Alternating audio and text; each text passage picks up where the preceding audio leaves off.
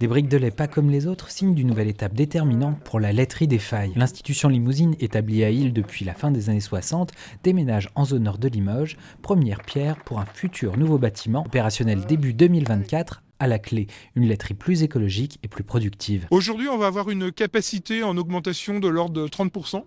Par rapport au site actuel, un site plus performant, plus productif, où la qualité sera encore plus haute.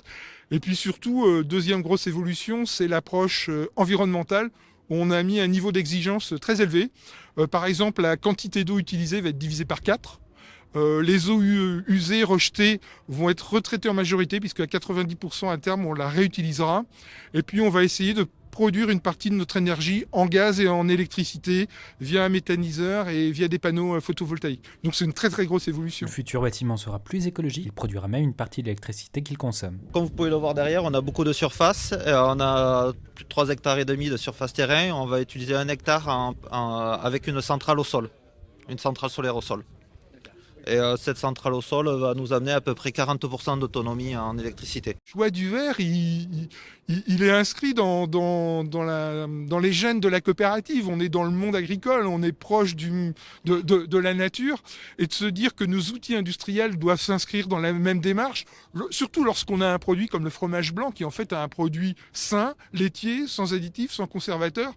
Bien, la logique veut que toute notre chaîne de production s'inscrive sur la même démarche. Une démarche saluée par Émile Roger Lamberti, maire de Limoges. C'est que chaque fois que l'on construit un bâtiment aujourd'hui, on doit le construire le plus possible autonome en production d'énergie.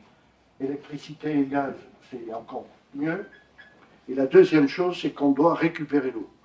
Et je dois vous féliciter pour les deux choses. Le site d'Isles va lui aussi avoir droit à une deuxième vie, mais celle-ci n'est pas encore fixée. Là, on travaille en coopération avec Limoges Métropole pour faire tout un audit pour ensuite l'orienter vers des nouvelles constructions, lui donner une seconde vie. Cela me fait penser au prix que le lait vaut, ce lait qui coule à bise ouvert, ce lait que les veaux têtent avec leur tête de veau, avant de brouter les préverts.